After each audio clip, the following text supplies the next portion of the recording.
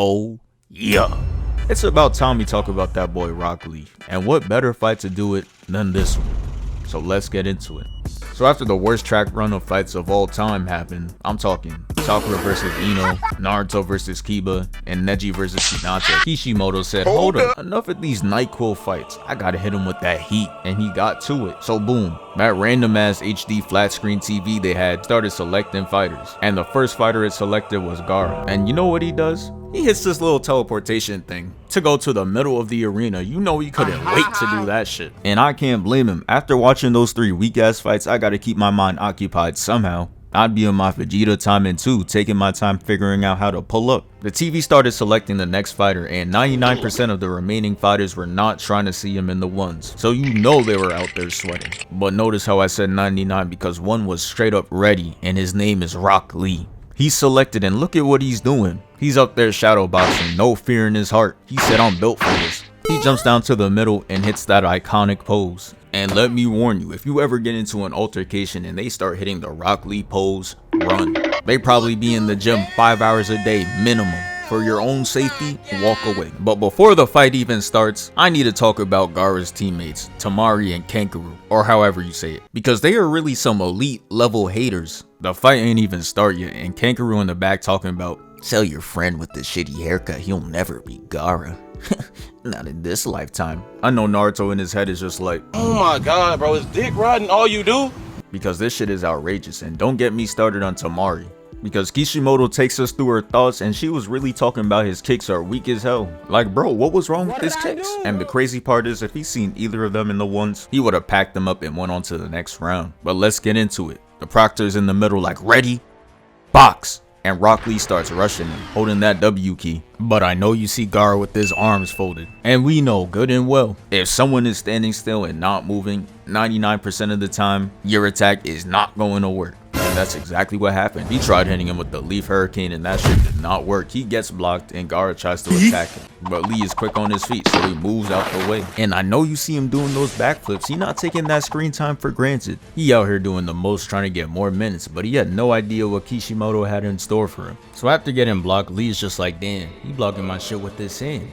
Whoa, really? I'm thinking bro about to pull up with a whole new game plan after stating that obvious ass shit, but he doesn't. He just runs back at him with no new strategy, no changes, and gets his shit blocked. And it's crazy how we found out later that the Saiyan does this shit because of his mother continuing to protect bro long after she's gone. She's really looking up with a controller perfect, carrying every attack. This man Rock Lee was doomed from the start. The odds were always stacked against him. This damn near a 2v1. This is unfair. So after a couple more attempts, shit was clearly not going anywhere. Bro even tried taking out his kunai like an Apex heirloom. And he started swinging at the Saiyan. He was out there doing anything, bruh. On my first watch, this had me thinking like, damn, maybe GAARA's hating ass teammates were right. Maybe Lee wasn't all that. But then again, he's a dude with no ninjutsu going against the #1 prospect. Like, his life is already hard enough. They hoeing him. And I'm not gonna lie, you can't tell me the tuning exams were not rigged. Let's look at the top 3 prospects. GAARA, Neji, and Sasuke. They got Sasuke going against a Sound Village NPC, Neji going against Hinata, and no disrespect to Rock Lee, but on paper, GAARA going against Lee is ludicrous. Homie shouldn't have stood a chance. I know you saw that attendance. Their whole goal was to sell out the arena. This shit is fixed. That TV over there, yeah, that shit is not random. Anyways, GAARA trips Rock Lee and tries to crush him, but Lee gets out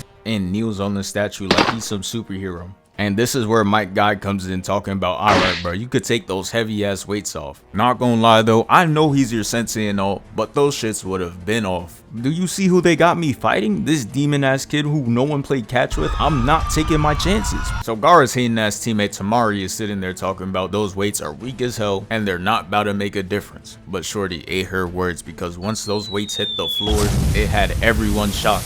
But look at GAARA though. He really hit him with the light work, no reaction. Till bro moved. Now look at him. He like, hey yo, why he disappear? Lee starts hitting around bro, just toying with him. And look at GAARA. The thought of him having to actually box is killing him right now. He knows he's about to get exposed for having no hands. The Saiyan is barely keeping up, and that's how you know his mom is down in hell sweating right now, trying to keep up with every hit. Got her working overtime. Lee starts circling GAARA and is like, oh yeah, it's time I finally get my lick back. Starts hitting the Sonic and puts the back of his heel to the back back of his head, making him look straight down, got his ass emoting, he hitting the dab. And look at my guy back there, he hyped his shit. And I would be too, cause Lee out there cooking up in his outfit. Lee said, I'm not finished. Hits Gaara's stupid ass with a crossover and is like, hey, are your dumb ass looking? Gaara gets socked clean in the face. That shit had Gaara flying. He hits the ground, and I'm not gonna lie, that shit had me smiling. I want to see Lee win. But what I didn't know at the time is Gaara had that Batman level prep time, because he had a backup plan the whole time if his auto defense failed him, and it was to coat himself in sand armor. And I couldn't even be mad. That was a good play, good IQ. You still a bitch though, but hey, good IQ. The camera cuts to Gaara and we see why no one wanted to play tag with this evil ass. Look at him, he out there tweaking. And the reason this scene be living rent free in my head is because the way this man Gaara was breathing. I don't know if y'all remember, but I'ma play the clip right here. Like, oh nah, do you hear this man? I am out of there as soon as he starts doing that. You're crazy. But Lee had a plan. He was ready to end this shit in one move. Hey, real quick, thank you for 252k. He took the toilet paper off his arm and started circling him like how Pegasus be doing in Beyblade. And this man Gaara really had the audacity to talk about, bro, what are you waiting for, with his arms folded sitting in the middle. Like, bro, all you do is sit there and stand cause you got auto defense. You're boring as hell. This is why I say Gaara's player comparison is Tim Duncan, because even though they're elite as hell, they got the most boring play styles of all time. If you ever have trouble sleeping, put on some Tim Duncan highlights, I promise you it works like a charm. Lee goes in, hits him with an up tilt, which kicks him up in the air. Gaara starts getting juggled up in the air like Isaac Newton didn't invent gravity, and put him up to a place where he could die from fall damage. He wraps the toilet paper around Gaara and tilts him down head first. Then he starts spinning and sending him to the ground. First time watching it, I thought it was over. He caught him. Look at Gaara, he looks like a broken face right now. People in the stands were celebrating too. They thought Evil has lost, but we all know what happened. Somehow Brody is Houdini and the thing that we see on the ground is an empty shell, which means Rock Lee didn't do shit and the match is not over. I know Mike Guy mad as hell right now. Lee executed the move just like he taught him and that shit still ain't get him. Gaara spawns right behind him and starts laughing maniacally. He sees bro with zero stamina and Brody started licking his lips. He sends sand at bro and that shit pushed him back. Then he starts laughing again and launches a whole sand tsunami at bro. Yeah, this shit was getting hard to watch, and then it happened. They started showing us flashbacks of Rock Lee and it can only mean one thing. He's about to go crazy. But before I skip the flashback cutscenes, I need to talk about the one with Neji, cause this was kind of crazy. This man Neji put the heel on his shoulder and started going to work. Look at this, he hits him twice in the gut, headshots him, gut checks him again, and he ends it off with 3 more headshots. Like, he did not have to do Lee that dirty. So after the flashbacks, they take us right back to the fight. Gaara attacks Lee and bro moved out the way fast as hell. And you know bro is confident cause he has his back turned to him right now. Gaara said, man, that shit's a fluke. Tries to attack him 4 more times, but he too is Weave Nation certified. After all those misses, Rock Lee starts to charge up. And Gaara's like, I don't know what you think you're planning, but you're not a Super Saiyan, gang. It's over. And Lee hits him with the, you are right. It is over. Bro starts charging up. He opens up the 3rd gate, and that shit got him looking crazy. This is not someone you want to fuck with. And Gaara soon found that out.